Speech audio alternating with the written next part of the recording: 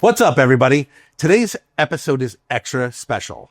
Why? Why? I'll tell you why. Tell me why. Not only are we broadcasting at the top tier, creme de la creme, production rental studio of Bergen County, New Jersey, Blank Space Studio, but I get the rare opportunity or punishment to hang out with my friend Rocco and his stout mug. So, do me a favor. Strap in. It's going to be a good one. Arch, did you hear the great news? What news? The New York Yankees are finally allowed to have beards. Really? If you want to watch two guys that have been accused of having beards for years, go to NTTFGPOD on YouTube and hit that like and subscribe button. I'm Rock. And I'm Archie. Well, our opinions, they might not matter to some, but... What are you doing in there? It's a podcast. Immature, crass, trashy. And those are their good qualities. These poor schmucks are a couple of IQ points away from eating paste. But when it comes to music, sports, and comedy, well, that's all they know. You're listening to Not These Two Fucking Guys. Not These Two Fucking Guys podcast.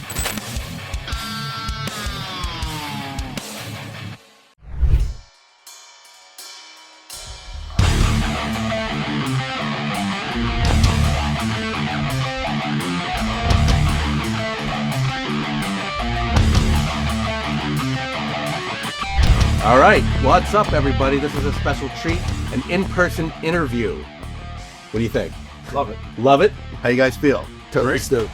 In person today, we have Frank White, journalist, photographer, Alan Tecchio, veteran vocalist for bands such as Hades, Watchtower, Nonfiction. Guys, welcome. Thanks. Thank you. Still to be here. Yep. Very stoked. This is where we'll start off. There's a million fucking questions I have. Million questions. As a music nerd, I love this book. I couldn't get through the whole thing, but I read chunks, and Queen, Kiss, Zeppelin. I loved everything about this book. So kudos to you guys. Thank you. A while ago, we did an in-person interview with your friend Chauncey Hayden. Yep. You came by. You were in the behind the scenes. Yep. You gave us a book, and Rocco took it. I took it. I thought it was awesome, and I'm glad that this interview came to fruition. Thank you, guys. Thank you. First thing I took from this book, okay? Now, Rocco and I, we always said this on the podcast for years. We've been in bands. We're a little bit behind you guys, as in playing in the generation of rock and roll in New Jersey. But I'm so envious of all the clubs that were around years ago. Yes. Him and I are like, all right, Ding Bets, Starland Ballroom, or what do we got? 3 more? Debonair. Yeah, Debonair, which is a great venue. But I can't even, I tried to, I said I should probably write these down. From upstate New York to Garfield to Woodbridge to Hackensack. You could play anywhere in New Jersey. Right. Please. There was a scene. There's a scene. That's why this book is here. That's why this book is here. So I just wanted to get that out because the more and more I read this book, I'm like, I can't believe how many places to play. I was actually getting a little bit pissed off because I'm like, I wish I could have had the opportunity of all these clubs that were out there. Sure. Right. So please, with that being said, tell us how this book started and why and how. It's obviously a labor of love, right? You guys Right. been working on this for 2.5 years it took. Yeah, I was a photographer for almost 50 years at this point when I had the idea. And I came up with it. Start when you were 5. And actually, my mom started teaching me photography at 6 years old because she was a photographer in the 40s and 50s. Okay. So she taught me for about 6 years before I started wanting to photograph my first band, which was Led Zeppelin. And it just happened to be at Madison Square Garden. So I had to come up with a plan to get a camera out of my mom's closet and tell my parents a lie that I was going around the corner to a friend's house. And I knew how to get into the city because she taught me how to get there.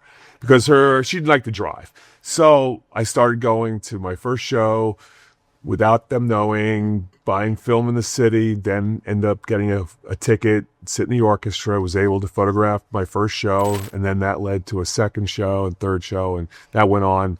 And it just went on for decades. And then came up with this idea in 2019 or so to come up with a book that represented the whole New Jersey heavy metal scene. And I thought of Jersey Metal. And then from there, I had to find a partner. And along came Alan, because he ended up interviewing and reviewing my book on Ronnie James Dio. Okay. So then we ended up doing a partnership together. And What year was that around? 2021. The partnership or the book for Dio? No, the partnership. for the Yeah, it book. was like during COVID, basically. Yeah. The book took 2.5 years to make during COVID. COVID was a great time actually to start a project, right? That's kind of how we got into this. We had talked about it for years, but then You got time on your hands. yeah. All right. So first story, initially, like you just mentioned, Zeppelin. So you took the bus, right? In snow. Yeah, it was a snowstorm. How old are you with this? I was 12. Wow. Yeah. You guys have kids? Very small. Okay. But like, I can't leave my 13-year-old alone in the room for Right. going into the city. I mean, the extent of, I think we took the P9 to the Willowbrook Mall from Bluefield Avenue, and that was like around 13, 14. But I wouldn't even imagine going to the garden at that age. But that's kudos to you. Yes. I did it to the Bergen Mall to taking the bus, but that was because it was just going on like maybe a date or something like that back in the day. But going to the city, my parents, my father would drive on the weekends. My mother would go to see her mom and father during the week, up in the Bronx. Yeah. So I knew how to take the bus and then the subway up to there. And then I just figured out, and I was also into art. And there was this guy called Scene that was doing all the graffiti back in those days, on the subway cars. And so I got to, copy down some of his stuff, and I just figured out where all the stops were, because I was going there to the house multiple times to see my grandparents. So you go see Zeppelin. You're 12 years old. You're by yourself? Yes. Okay. This is how certain movies start. You're by yourself. Literally, this is the plot of Home Alone 2. So, just by the way. Yeah. But like, all right, so you navigate in from the story. I remember you get like a ticket, Right. which like seemed like it was getting tickets to closer to the band was a little easier back then. Yeah, A little cheaper. yeah.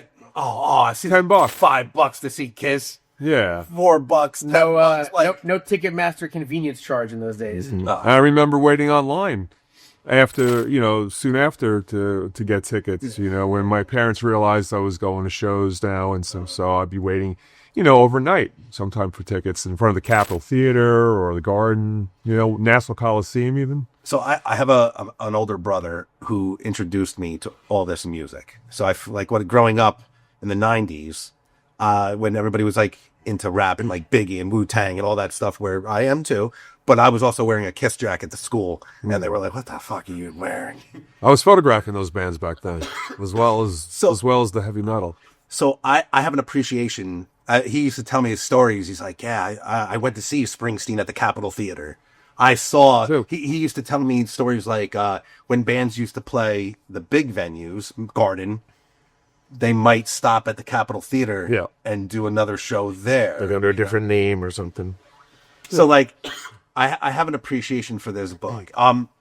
So just as an example, Queen, Zeppelin, like you're there, you're up front, you're taking pictures. Nobody, I guess back then, nobody's stopping you. He looks like a nice kid. This security was a lot lighter, and so like they knew I wasn't going to cause any trouble. I had a camera on my neck. He's taking a few pictures, no big deal. I figured it's somebody's kid. Just, But I wouldn't overstep, and try to go into that little pit area or try to get in front of other people. I always try to stick to the aisle, and that way no one was going to say anything. Yeah, Exactly. Okay. Yeah. As the book progressed, I started to see pictures that were like almost backstage, though. Right. Or hanging with the So, how did that come about? a lot of those photos came from the bands themselves. I needed photos to kind of put the reader in a spot where, they're inside the club, they're backstage early on to get the idea of how like this all started. And I got them from the bands by just contacting them online or, if someone gave me their information. I feel like back then it was so much harder to connect. Right now we have the internet. We have different ways to social media. back then it's like you got to know somebody who knows somebody or like that kind of deal. Yeah, I'm a photo agent. I run a photo agency called Frank White Photo Agency. So I get to find people all the time. Awesome. And so I get their information and they have photos, and I try to pick all the photos from this state, wherever, Jersey photographers. And I just want like clubs, theaters, arenas that I don't have, whatever thing you might have, let's check it out. And we make a decision. From the big venues as the Garden and Brendan Byrne Arena, I remember going to Brendan Byrne Arena, to little clubs, to the Union Jack, to Circus. yeah, So to stuff I've never even heard of. Hole in the Wall. Yeah, Bonnie's. so that means you had to have been you were going to shows All whole time. every day. He's at every show I ever like been at. Every week every week. every week. They said I'd be going to his shows. In the beginning, it was mostly the arenas and theaters. And then when I was old enough to go into the clubs around, the end of the 1970s, I started to go into a mix each week. And, I would bring my camera in and all the time. So you had to have been known by then. Like, Yeah, of course. There's that guy or Frank. Oh, for sure. Sure. For sure. Yeah. That's Frank. Let him in. Yeah. There were people there like, one guy I worked at Capitol Theater, Jeff Winwer, he would say, I know this guy, the guy comes here all the time, photographs, leave him alone, he's cool, he doesn't cause any trouble, and he helped me out sometimes get into more of the show, and, or the Ritz, or one of the clubs, at the time that were around that knew me, so we kind of, I'd make a friendship with them. One of the pictures I saw in there, correct me if I'm wrong, Willie's? Yes. Was that The original, where the Starland is. Hunka Bunka Starland Ballroom? That's right. Because you saw the building. That's and it. I went, It's unmistakable. They said, because I believe you said it was the first club in like the Sayreville area or something. Well, Union Jack was sort of near there, right? South River. Sort of. Okay. Yeah, but that was sort of like the place to go at that time period. Was it that big as It was that. Yeah, it was about the same size. They might have maybe did something on the inside different. You said it was 2 rooms in the book. I think. Yeah. Yes, there was. So we, concentrated on obviously the heavy metal artists that came into that room early. My question would be, okay, you guys get together in 2021-ish to write this. Did you keep journals? Like, how did you recall all this information? Like, we were talking yesterday randomly about a Seven Dust show we went to, and we went to a lot of shows. I mean, I remember we went to a show. I couldn't say where it was, couldn't say what year it was.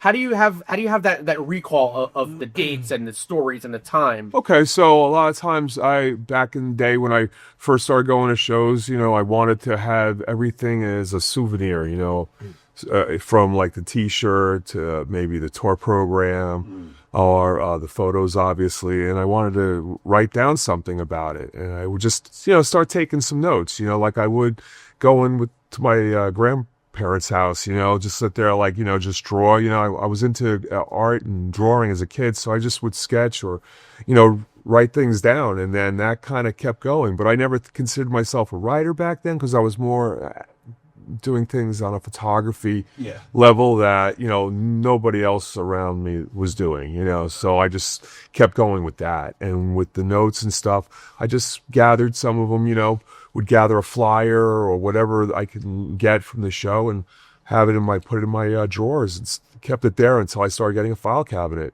And then I started putting all my stuff in file cabinets then early on. Organized archive, this guy. Yeah, to this day I have like a dozen file cabinets, that all surround me with everything from set lists, invites, RSVPs for people, for parties, photo passes, tickets, slides, negatives, prints, all that stuff that you need to look back on. And I would just keep collecting that over the years. It's like you had the foresight back then. Like, you probably didn't I was write a book or something like that, but you had trying to get foresight. the set list early on, like they, someone would still see what they had to remember on the floor, So That's what I love. I love. We planned like 5 minutes ahead of time, you think? The what I liked is that you actually you would say the show it was crazy AC/DC opening for like Nugent or opening for who I forget what other bands that were back then, but it's like after their third album they should be headlining. Not really, Yeah. But you would jot down the set list. Right. Yeah, well, I wanted to kind of put things in order, so that way, a lot of other people probably went to that show, so they, I kind of want to keep things so I don't keep getting emails, hey, that song was there instead of there, So I kind of, had to just check, sometimes with other people or, the set list I had or wherever I could to figure out, what everything was in order, even sometimes the internet, You watched the evolution of Sabbath. Right. Pretty much.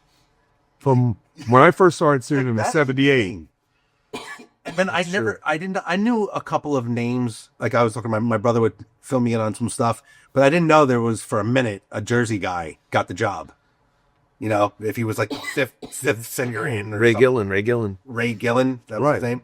I didn't know that. He was in bands like Quest and Harlot back in the day when I started going to shows. He lasted the 6 concerts. months. 6 months in Sabbath. Come on, kid. I was at his first show and towards the end. I read that. Yeah. But that's awesome. I mean, to see Dio, and then what's pretty cool is that I'm a big Kiss fan, so Right. Eric Singer was part of that for a little while. So that was really cool. To intertwine your life experience with the pictures is a great story to tell and to show people. And it's also, I believe you've been selling pictures to like the Rock and Roll Hall of Fame. Yes, that's one of the outlets that I work with.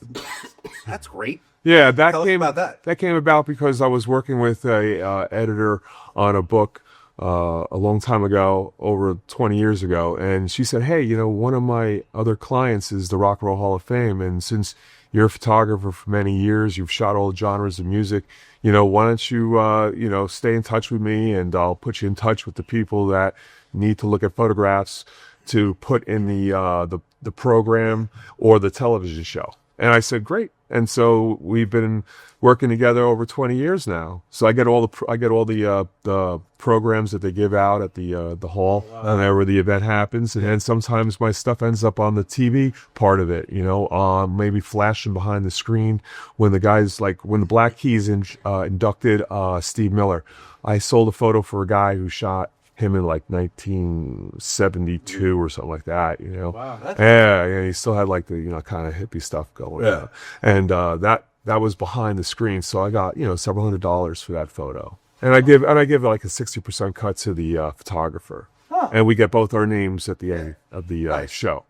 Good. And or it could run in when they talk about the band, they have like a little 5-minute behind the music. Sometimes the photos will in there. So let's talk about Alan for a second, right? What's going on in your life, right? You had a musical career. We picked up, we left off with you late 70s, early 80s. Talk about where you were at in relative to music. Early 80s? Yeah. Well, I was just coming out of high school, and I was in a band called Prophecy that led me into a band called Aggressor, and then eventually Hades, and then I made my first album. So I guess we did a 45 first. I think it was 1985. And first record 86, second record 87. So we started playing a lot of shows, and I kind of joined a band that already had a buzz going on and a bunch of songs, and people knew about them and stuff. So I kind of got lucky that way. But that's where I was in the mid to early 80s for sure. And I met Alan through Prophecy. I did their photos for them. So not only did you find him for this in 2021, or right? We were the first band he posed for a shoot. Yeah. Wow. But you guys have a history together. And it was right in Milford, the town I grew up in as a child. And then I moved over to Bergenfield, and then I started my career going to Call shows. that the origin story. Right. So do you guys by any chance stay in contact all these years for doing anything with rock and roll or just friendship? We constantly ran into each other, and we actually ran into each other in California and ended up vacationing together for a few days. Yeah, that's Totally by accident. That's cool. But yeah, I would see every single show I went to. Frank was in the pit shooting, Okay. Absolutely. So now you're shooting him in what year would you say this is? The first time? Yeah. It was in 1982, I believe. 83 maybe. 80. Oh, wait, that's right. Yeah. 83, and you're in Prophecy. That's Before Hades. Before. okay. So now a couple of whatever the time step would be, a year or two later, you're in Hades. Yep. Then, all right. So now Hades, pretty big. Locally, yeah. Like you guys were really big, and our claim to fame, we got to open up with you. I think in A couple times at the rec room. the rec room. Nice. Missed that place. Yeah. Yeah. I used to go there a lot. Yeah. But I was a DJ there on Thursdays. did you? Yeah. There. Oh, I'm sorry. God. Hades that I shot at the rec room will be in our, I believe, our next book. Yep. Yeah. Oh yes, because this is a series. Yep. Right. So this is 69 to 86. And then we're going to go at 86 to 87 to 04. 87 to 04. And then, So that's like everything. That's the book. yeah. The final volume is 2005 to 2021. That's awesome. That's really cool. Just talking about opening up for Hades at the rec room, like to us, it was a absolute huge deal. See what when you guys rolled in, it was like, okay, this is a band. Right. This is a real band that toured. They, success albums. They said, they were like, get the fuck off the stage. I was like, all right. No, I'm just joking. And then when I heard you sing, I just wanted to quit music. I'm like, oh, okay, so don't have any delusions of ever trying to sing half as good as this guy can. thanks. I know, but that was the feeling. But that was like kind of like we were young in our venture of music. But it was like, wow, this is a band that we looked up to every time. A couple, maybe 2-3 times we opened up for you guys there. Always great. You guys always packed the place. It was just it was a fun vibe. And that's what I remember about those times, because we were just kind of getting started. That's cool. That's cool. Yeah, that had to be probably like around 2000. It was actually early 3? Oh, what? No, maybe 01. It's probably more like 99, 2000. I was getting right into digital in 2000, 2001. Yeah. Yeah, because we did Saviors. We had a Metal Blade deal kind of out of nowhere. So we did Save Yourself in 98, Downside in 99, I believe. In 2000, we put out Damnation. Okay. So it would have been probably around. I think it was the Damnation. Yeah. Yeah. I remember reading, I guess when Hades called it quits, I remember reading, I said it to you, this was back, what year did Hades stop playing? Like the first time? no, I guess the final time, I guess. I guess it would have been early 2000s. Yeah. It was in one of the magazines, but it was, I forget what publication it was. It says, one of the things it says, Hades hangs up the pitchfork. It was like very like funny the way they Would that have been Metal Maniacs, maybe? Maybe. Yeah. That sounds about right. Yeah. Could be. But God, I want to go back to the clubs. Like, what was the vibe back then? Say, give me like 72, 73. You're there. People are, Well, like, what was the rock vibe back then? I see celebration. I see celebration in this book. So Friends. yeah, so you know? so basically, I was a little young to really appreciate that scene at that early time in the early 70s. So I would be watching a lot of the music that I liked that was on TV at the time, Don Kirsh's rock concert, In Concert, even Ed Sullivan or whatever. But so I was getting prepared, I guess, to want to go see music, and being a photographer, in my mind, I'm like, I have the confidence to want to photograph music and be a part of like a new scene that, was not explored by a lot of the people that I was hanging out with at the time. Yeah. And I just took it very, naturally when started to photograph any of the shows I was able to get to.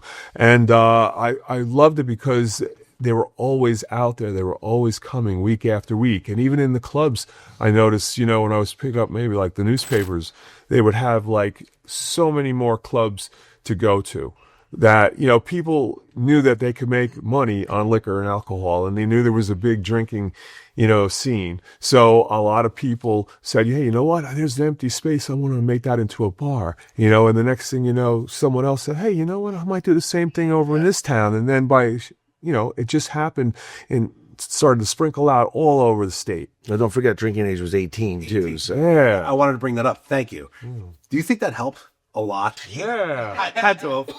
Part Honestly, like, part of the Jersey scene was run by the mob. You know, some of the the bars would stay open till like 3, 4 in the morning.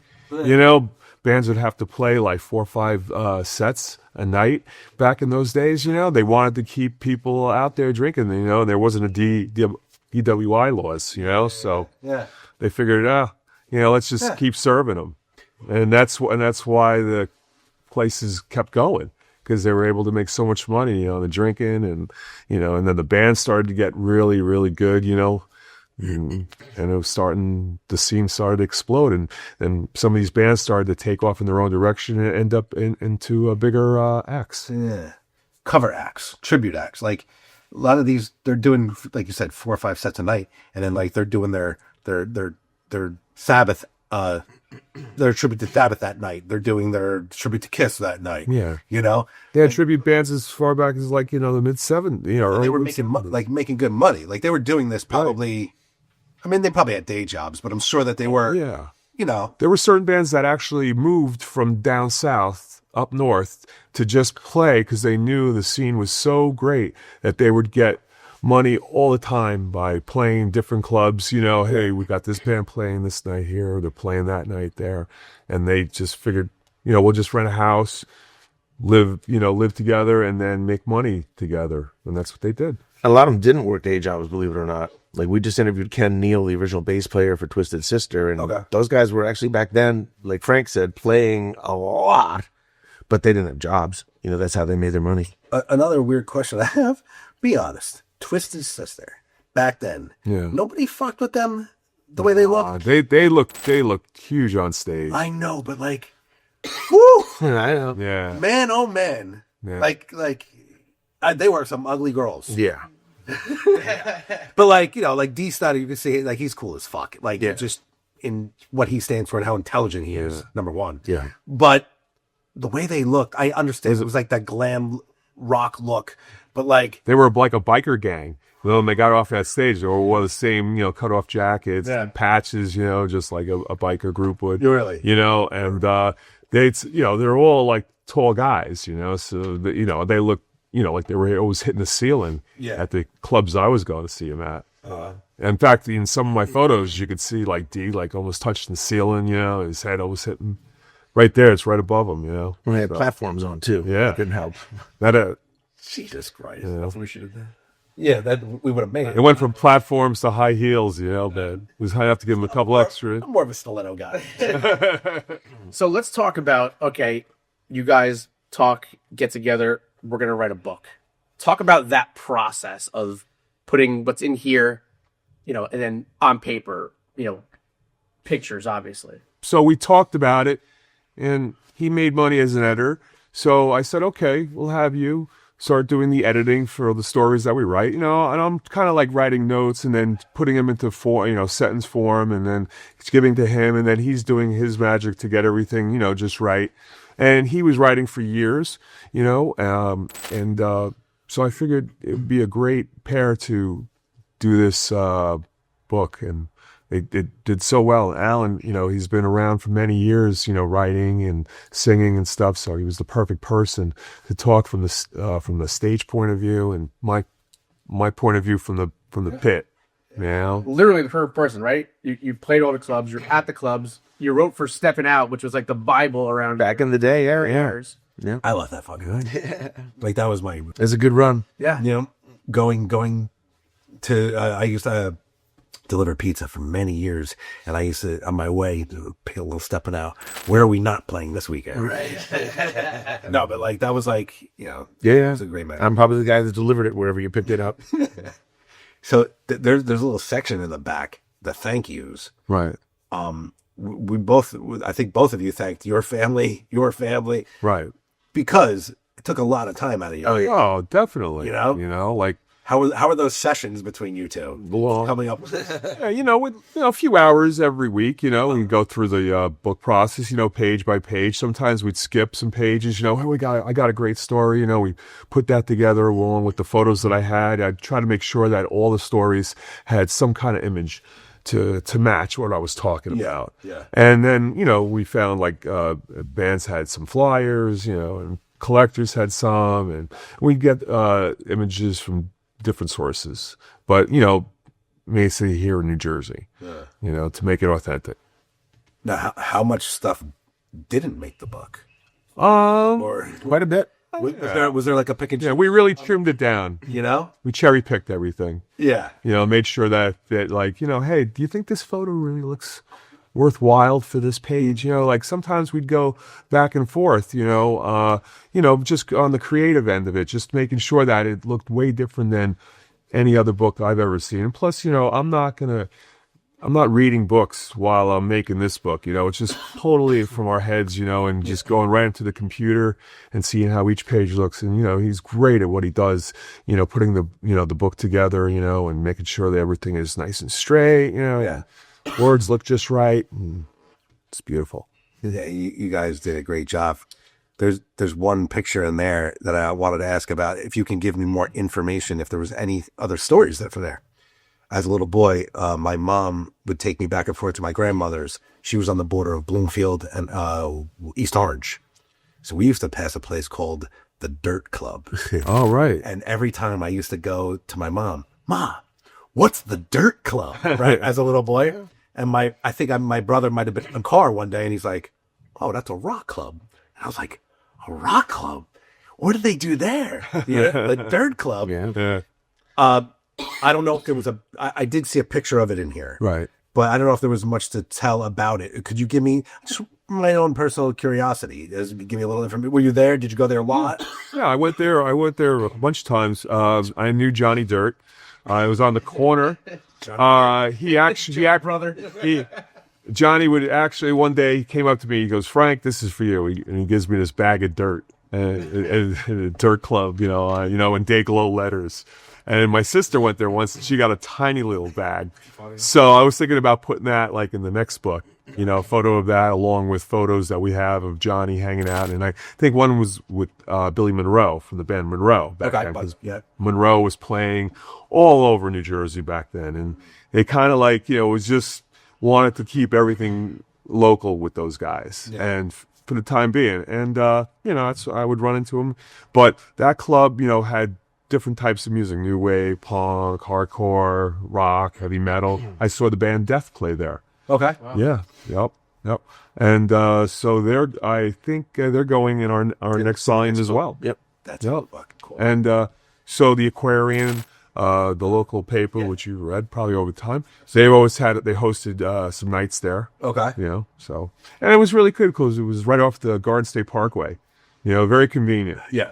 Would any big acts go to that type of club? What was the venue like inside? I never really went to the Dirt Club myself. Was it like, would you equate it to it almost had like a CBGB kind of vibe, but maybe a little bit more cleaner, not as crazy looking as that, Great. And at the time, that was sort of like, it was kind of a club where you can bump into like different rockers or people that you haven't seen in a while. No, it was cool. Another cool venue in there. I had the pleasure underage going to Studio One to see Ace Frehley. Oh, and one of the coolest things is that my brother and I pretty much, no rows. We were up front. Right. You can pretty much touch his Les Paul. And the best thing was he came out, the band, the smoke, right? Yeah, he just looks over and goes, "Where are we?" And they were like, "Newark, New Jersey." Some people think it's Belleville, some people think it's North Newark. Yeah. So then we grew up more going to Tequila Joe's. It turned into Tequila Joe's right afterwards. But Studio One, you guys have any stories about Studio One? Never forget lugging the gear up and down those stairs. Yeah. That was a bitch. Three levels. Three flights. A lot of good shows there, though, for sure. Somebody's car always got broken into, but par for the course, Mine, fortunately, was safe through the years. I mean, mine got broken into in New York, at like Lemoore East and then Lemoore at one point. Uh-huh. But, Yeah, I used to go there, and I remember Pete Tersha, doing a lot of the promoting there. Dan Davis, seeing bands like Fear Factory, Trickster, yeah. They were a New Jersey band, right? Yep. Ladies. Yep. Yeah. Did you guys play with them at all? I never played with Trickster. They were a different kind of band. They were a Christian band. Other than a band called Hate. Say. But they played the China Club back in the early days, just like us. And they became really big.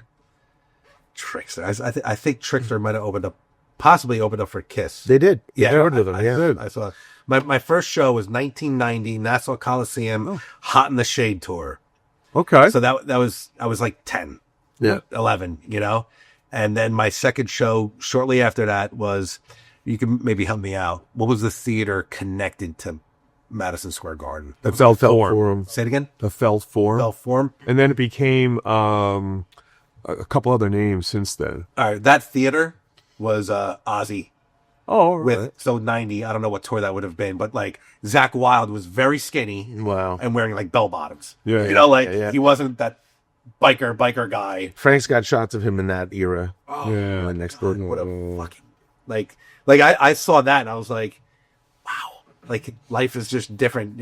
10, 11 years old. Like, what is this? Yeah. Which that's what I'm assuming what you felt. I went to the Hot and Shade party that Kiss had. Yeah, that downstairs at Charlie O's after their garden show. Really? Yeah, that same tour. Good times? Yeah, I got it. It was girls dancing like half naked, Gene put his mouth over the top of the cake, because it was a pyramid, and I got a nice shot of that. It was just like camaraderie, and like the guys from Skid Row were there. They were girlfriends, and there were dancers, got photos of them, like you could see right through them. Everything. It was great, We have such an affinity and love for these clubs, right? Right. The clubs so when we got into it, early 2000s, we played a lot of the cool clubs, but when they were way past their prime, when there wasn't a scene there, right? Yeah, like CBGB's and more, Acme Underground, Continental, like the city clubs, all the cool places, but when they really weren't cool tail anymore. end, Yeah, they kind of became popular like later on when the Jersey clubs kind of simmered down a bit. And there weren't as many. It's like, Strawberries on the Yankees. Who cares? But in the book, seeing these Jersey clubs and the scene, like Mothers and like places like that, I would have liked to see that place. I echo Archie's sentiment of, I was like jealous at it. I'm like, oh my god, this would have been great, playing in that time. Right. And what this book, how you guys did it is, it fits together perfectly. It's like it's almost like a novel and a photo essay all together. To me, and this sound like a weird comparison. This was like The Sopranos for me, and I'll tell you why. Wow. A Jersey kid, right?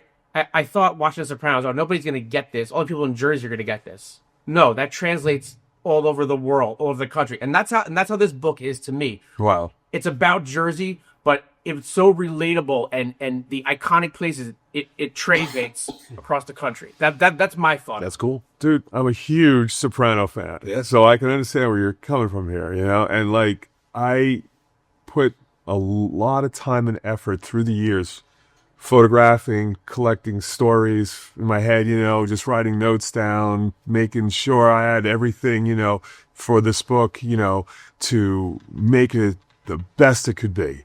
Because no one out there was doing a book similar to this around the country that I know of, And so I figured, what? Let's just really pack a punch with this one, And that's what we did. Yeah. We made sure that it I tell you, impressed.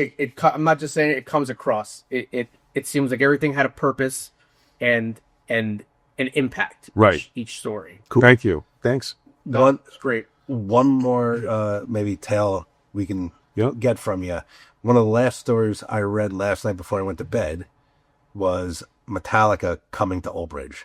Okay. Like, if you're, how do I put this? If you're like a big Metallica fan, you might know a lot about them, but this was like their first time, I believe, possibly leaving home, Right. coming to New Jersey to fucking Old Bridge, Yeah. right? Yeah. And shacking up with Anthrax in the city. Please give us any type of information or any type of how was it back then to chilling with those guys or photographing those guys, seeing those guys at that time. It was their first trip to the East Coast, and they heard about Johnny Z, and Johnny Z heard of them, and they wanted to kind of like, meet up and see some of their shows live. So they kind of made arrangements to play have them play a few places close by. And the Old Bridge Militia had started, which is a bunch of guys and girls from the Old Bridge area. Yeah. And they got a group together of people that would help out bands when they came by. And when the guys from Metallica came to the Old Bridge area and they were right there to help them, hey, come on, stay over our house, and we'll party, we'll hang out, get you guys, set up. Yeah. And that's what they did. They got those guys where they told Johnny all about them, and they were having fun, just with them. And then the next thing they're starting to play a couple shows and, showcasing to everybody in the area what talent they had at that time. Where did they play? Like their first little, the story I read, it had one guitar. It was like were you guys like partying somewhere at a house, or maybe there was like some venue, but there was like one guitar and Mustaine and Heffel were like kind of fighting about who's going to play guitar. But that's the Metal Joe house. Yeah. Okay. Yes. All right. And were you there for that one? Because you were telling the story, but no, but we were told it by guys and all. Okay. That were there. All right.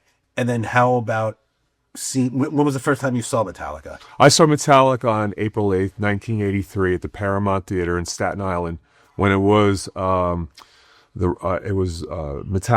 Rods, and Vandenberg. Wow. And then the following night they played the same show over at Lemoore in Brooklyn. And then after that was a few days later, that's when Dave, was fired. And they brought in Kirk right thereafter. And they started doing a lot of the smaller club shows, but in New Jersey. Yeah. And that's, where the Old Bridge Militia come in, and they also... It's like you show pictures of Metallica playing South River, New Jersey. South River, New Jersey. Right. My aunt lived there. There was nothing down there. Yeah. Where did they play in South River? At the Union Jack. At the Union Jack. Yeah.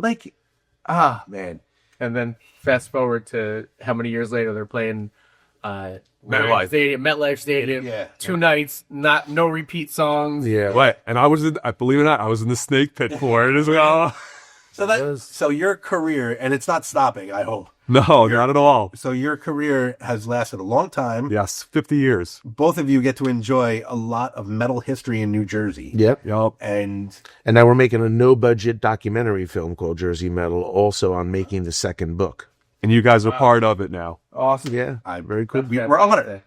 From two schmucks from New Jersey that has played some of these clubs. We played Lemoore's. The bartender was there. Didn't you break your ankle jump up the stage? I jumped off the stage. Yeah, they had it on like that. A high stage. That's a high stage. He broke his ankle. We left our banner there. It was a fucked up night. Oh, man. We got to play. I go, Rock, I got a gig at CBGB's, bro. This is insane. It was a Monday night. I'm like, it's the city. There's going to be people there. Open mic night? I don't know. It was amazing. We get there. We start putting the banner up. The sound guy goes, get your fucking banner off there. Okay. Yeah. There's like a vent or something in the back. Yeah. Whatever, right? So we go on. There was, once again, the bartender there, his girlfriend, maybe a couple of... We played our set. We played like it was packed. We had a great time. We got to play CBGBs. We took a piss in the famous bathroom. We did so. We got off stage and it was like a fucking movie. Yeah. Come on in. They're off stage. Let's go. All of a sudden, the fucking club, like people started coming in. I'm like, where the fuck were they? All right, yeah. When you say a Monday night, you're being modest. It was really like a Monday afternoon. I swear, it was like 4 o'clock. But we got to play CBG. Yeah. That's cool. We got to play Old Bridge right before they closed. Okay. So that was cool. Yeah. Birch Hill. Sorry. Yes, Birch Hill, right before they closed. Right. So we got to experience Images in Fairview. If ever played there. Place. A lot, and some of those Birch Hill, they'll be in our next book. Yeah. As well. Awesome. We can't wait. Thank you so much for coming on. Thank you, guys. It was awesome. We want you on again for the next book. Sure. We're here. Tell everybody where they can get this book. Sure, jerseymetalbook.com, and we got a ton of merch too. That's right. Awesome. Cool. Frank White, Alan Tecchio, everyone out there, music nerds, get this book. Cool. Thanks, boys. All right. Thank you. Awesome. Cool. Very cool. Awesome. If you just saw us talking to Frank and Alan from Jersey Metal, you're sipping on a clubbing kettle. You have your foot all the way down on the gas pedal, and you want the best in life because you'll never settle? Then you just watch Not These Two Fucking Guys podcast. We out.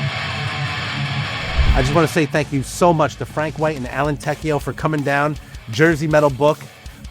Please go get their book and support.